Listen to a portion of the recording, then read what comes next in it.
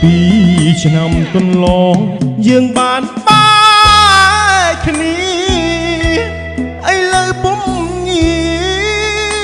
ជួបបងបែរធ្វើមិនស្គាល់តើមានរឿងអ្វីសម្ដី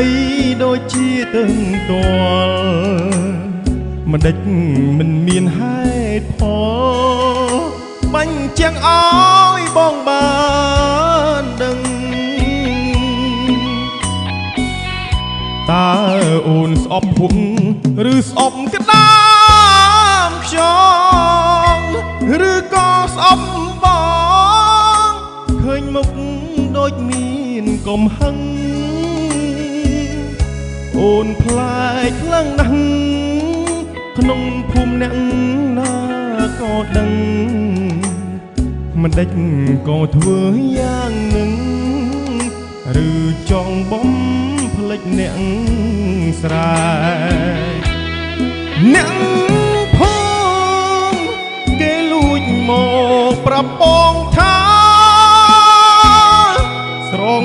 កែវជីវ៉ាកំពុងមានអ្នកមើលថែគេជាអ្នកមានបងមិនអាចប្រៀបបានទេសំរស់ចាញ់គេមិនស័ក្តិសមនឹងអូនឡើយបងគ្មានអ្វីទេមានតែជូនពរឃើញអូនបានល្អប៉ុណ្ណឹងបងគ្រប់គ្រាន់ហើ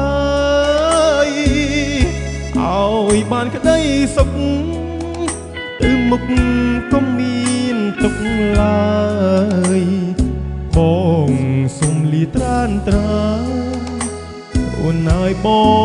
ងមិនអី